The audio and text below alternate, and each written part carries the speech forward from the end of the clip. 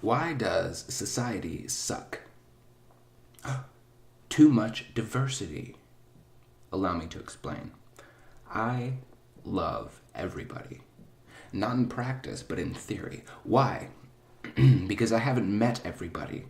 In person, that is, and the few that I have had the pleasure of getting acquainted with eventually tried to sell my soul for magic beans.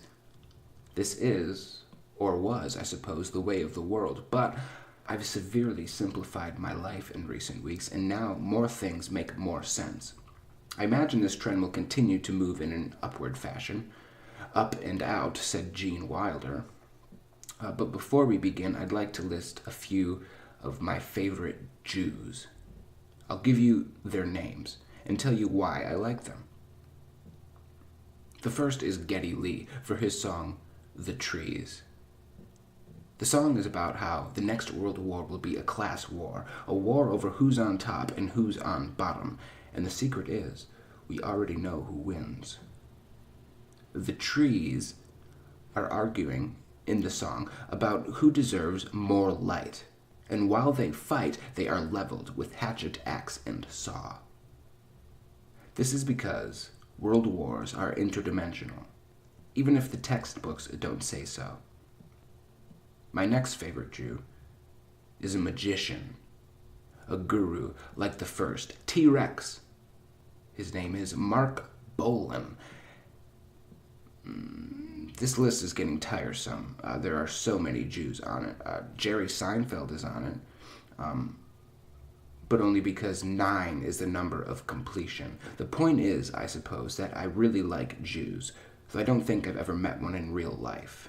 Digital Jews, however, seem to be in great supply, but that's another topic. What's today's topic? Immigration. We all know what fence sitters would say. Weed, LMAO, dude, we're all immigrants. Have you seen that gator? Some golfer found it wandering around hole 7. It's 25 feet long, girthy too. So when discussing immigration, it's important to be specific. Today, we will talk specifically about illegal immigration. Why? Because the sooner we get the gist, the sooner we can move on. So yes, we are all immigrants, just like we are all earthlings. Do you get it? I know my ancestors, my father's fathers, musicians, priests, opium peddlers, and farmers, but we're not talking about the people that are old, we're talking about the people that are new. What's the difference between the old and the new? Aside from, of course, IQ.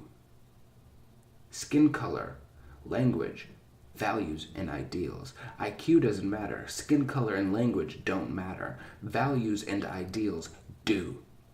To illustrate, we will dial back into the microcosmic state, the family unit. The family unit is suffering today in the same way the country is, a house divided or whatever. When a husband and wife get together, they need to do so for a reason, and their reasons need to be coincidental, not necessarily identical, but in the same realm of existence. For example, the broad I was boning got pregos. Bad reason to start a family. Another example. We are 2 healthy individual adults who feel in order to ensure the continuation of this, our great race, should embark on the most labor-intensive and also rewarding endeavor of our lives. Starting a family. Do you see the difference? It didn't used to be this easy. We need to take our destinies into our own hands, or we will lose them forever. We inherit nothing from our ancestors. We borrow everything from our children. I forgot who said that. Perhaps he was correct, though. Now a third example. Woman wants man because he has money. Man wants woman for juicy ass. Children are the subsequent result. Geez, you hear that engine? Isn't that annoying? The children, that are the result of marriages like this more often than not, wish they were dead. They get to watch divorce, and then they watch their now 4 parents, each one more confused than the last, bashing each other's brains out against the walls. Generation Z I have hope for, but only because of the wonders of the internet. Z is also the last letter of the alphabet. If we don't learn how to navigate through this dimension correctly, the privilege of free will be taken from us by the gods. Not a punishment, it's cause and effect. We're doing this to ourselves. Degeneration, decay, ignorance. These things are only dubbed modernity, progress, and bliss by fools and evil people. The world has not changed in the past 500 years. The world has not changed in the past 5,000 years. The world has not changed in the past 5 million years, but we have. And the trouble with the kingdom of man is sometimes it forgets its place. But that doesn't matter to us. We can strike you down whenever we please and watch you climb the same evolutionary spiral over and over again, but we don't want to. We would like for you to take my hand off to Never Never Land. This 4D crap planet is as tiresome for me as it is for you, but we all have jobs to do. Which of us is not carrying their weight? Those are the ones who get tossed into the sea.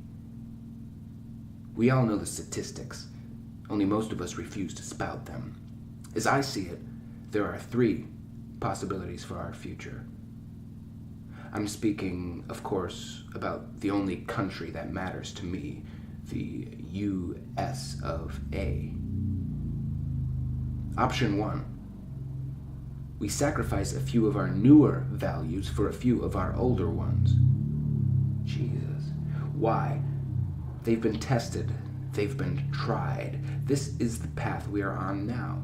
And my only concern is there isn't enough time. Option 2, the one that the news media seems to be quite fond of pushing, is civil war. It wasn't fun the first time, and the next time, as I said, it will be a class war. Cletus and Tyrone on one side, Larry King on the other. Do you get it? The third option is Moby Dick, silently sleeping in the deep blue depths, rises from his slumber and ends the kingdom of man for another millennia. A swish of his tail and the ship is sunk. It's as easy as that.